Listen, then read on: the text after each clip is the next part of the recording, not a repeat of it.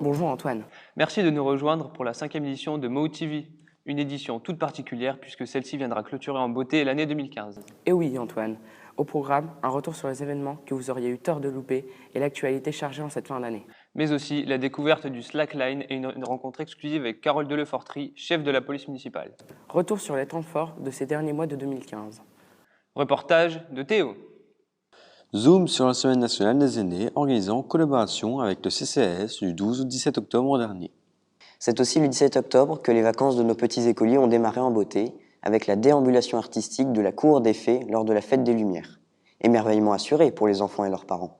Dans les cadres des Belles Sorties de Lille Métropole 2015, l'atelier lyrique de Tourcoing a proposé un concert ludique de mélodies sur le thème des animaux le samedi 7 novembre. Encore un grand succès le 8 novembre dernier pour le vide-grenier couvert par le comité d'œuvres sociales de la mairie à l'espace Jean Richemont. Le mercredi 11 novembre à 11h, un rassemblement était proposé pour la 97e commémoration de l'armistice. Le samedi 21 novembre a eu lieu, espace Jean Richemont, le tout premier Forum Parentalité 0-18 ans. Dans ce cadre, vous avez été nombreux à assister à la signature du renouvellement du partenariat avec l'UNICEF par l'obtention du label Ville Amie des enfants. Le 27 et 28 novembre a eu lieu la collecte de la banque alimentaire à laquelle ont participé les enfants des NAP par le biais de l'axe citoyenneté. Le 28 novembre, vous avez pu découvrir la très belle exposition Des chefs-d'œuvre, réalisée par des enfants des écoles, en classe ou encore sur les temps périscolaires, ainsi que par les aînés du Vallon Vert. Vous étiez nombreux à parcourir les allées du marché de Noël les 5 et 6 décembre. De nombreuses activités y étaient proposées, ainsi qu'une photo souvenir avec le Père Noël. Un week-end festif en cette veille de fête de fin d'année. Rassurez-vous, vous n'avez pas tout loupé et l'année 2016 vous réserve encore de nombreuses surprises. En effet Antoine, et nous vous donnons rendez-vous le mercredi 20 janvier à 19h, salle Berker. Pour la seconde année, Monsieur le maire nous donne toute sa confiance pour animer la cérémonie des vœux lors de laquelle nous espérons vous retrouver nombreux. Au mois de janvier, notez également une date à ne pas louper avec l'Eurométropole Masterprint de judo vétéran, le samedi 30 à l'espace Jean Richemont. Mais aussi la soirée carnavalesque organisée par le comité des anciens des Francs, salle Berker, le même jour, dès 19h. Nouveauté de l'association La Jeanne d'Arc, vous avez pu découvrir et vous faire essayer lors du marché de Noël la Slackline. Vous avez loupé ça? Retrouvons tout de suite Amélie en compagnie de Fiona pour une démonstration. On a testé pour vous, c'est tout de suite. Merci Antoine, nous sommes en direct du marché de Noël avec Fiona qui va tester pour vous la Slackline. Fiona, c'est à toi.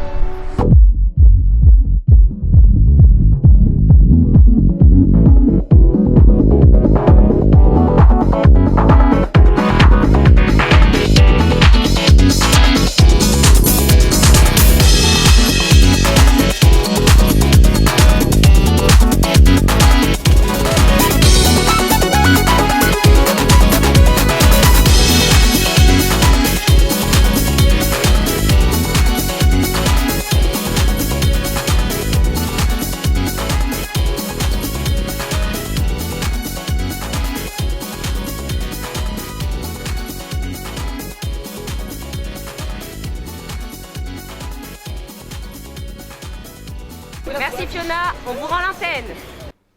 Merci Amélie. Pour plus d'informations, n'hésitez pas à prendre contact avec Milou Titi, dont les coordonnées s'affichent en bas de votre écran. Vous le savez, la vérité sort de la bouche des enfants. En décembre, grâce à la magie de Noël, nous redevenons tous des enfants. Alors, ce mois-ci, la parole a été donnée aux nombreux visiteurs du marché de Noël afin de connaître leurs plus grands rêves. Nous retrouvons tout de suite Paul, mort de froid. Alors pour cette Mo TV, le CMJ s'associe avec le Père Noël pour savoir quel est le plus grand rêve des enfants. Qu'est-ce que vous en pensez, Père Noël?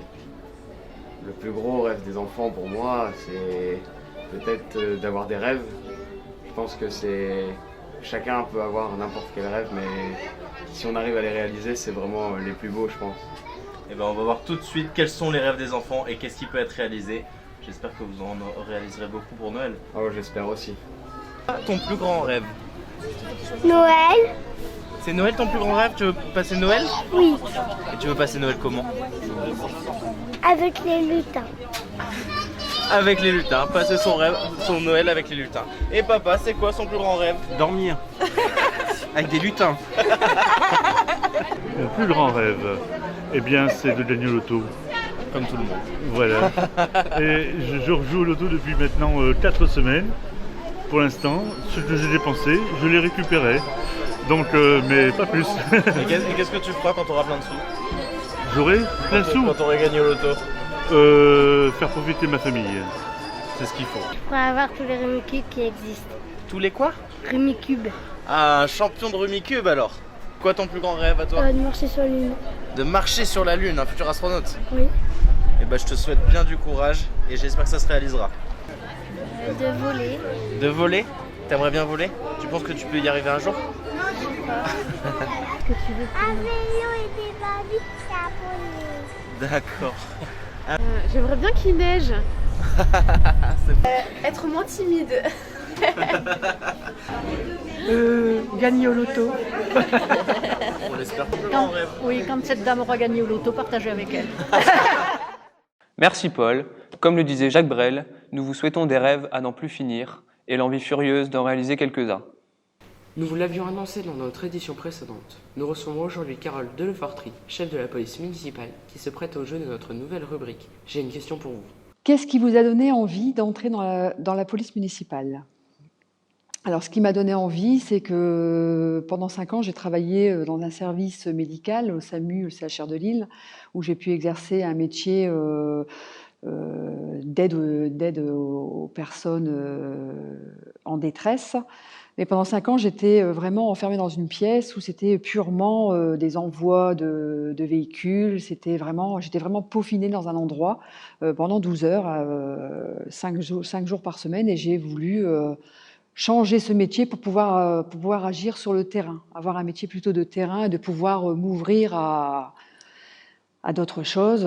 Et donc, j'ai souhaité rentrer dans la police nationale, mais à cette période-là, je n'avais plus l'âge requis pour pouvoir rentrer dans la police nationale. Donc, je me suis retournée vers la police municipale que je ne connaissais pas, où j'ai pu remarquer que les missions qu'on attendait d'un policier municipal pouvaient me permettre de pouvoir exercer un métier d'extérieur. Alors, quel rôle jouez-vous sur la commune comme Mouveau ? Donc, en tant que policier municipal, nous avons comme mission de faire respecter les arrêtés, les pouvoirs de police du maire. Donc, notre rôle est d'être présent pour les administrés, de pouvoir les sécuriser, de pouvoir les rassurer. Donc, le rôle qu'on a principalement, c'est un rôle préventif, par notre présence, par le fait de pouvoir anticiper certaines infractions en mettant en garde les administrés.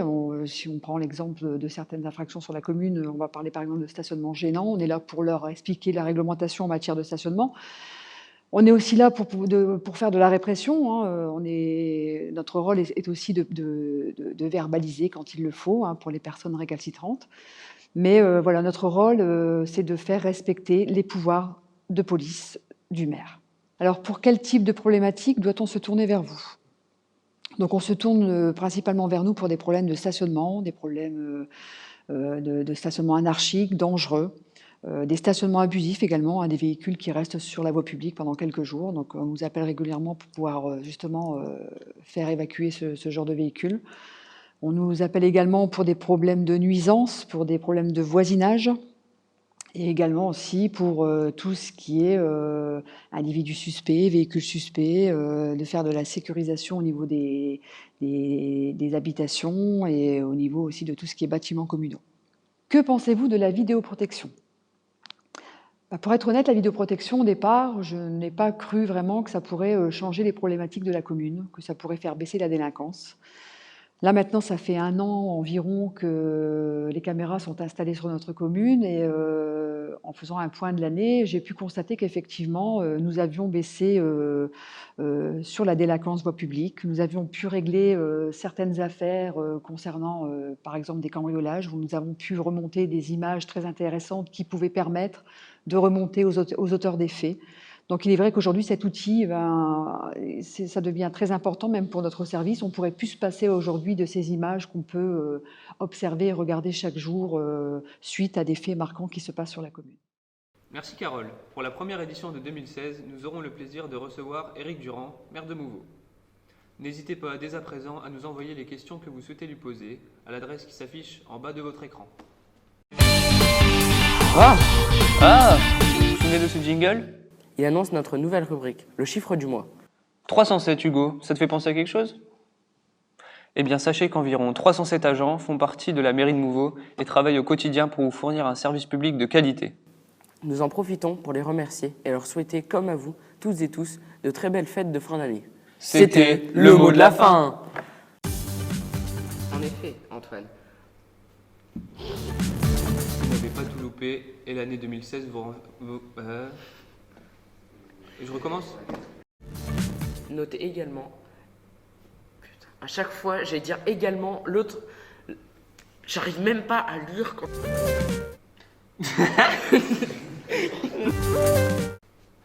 Merci Amélie. Pour plus d'informations, n'hésitez pas à prendre... Merci Amélie. Pour plus d'informations... J'arrive pas. C'est dès le début.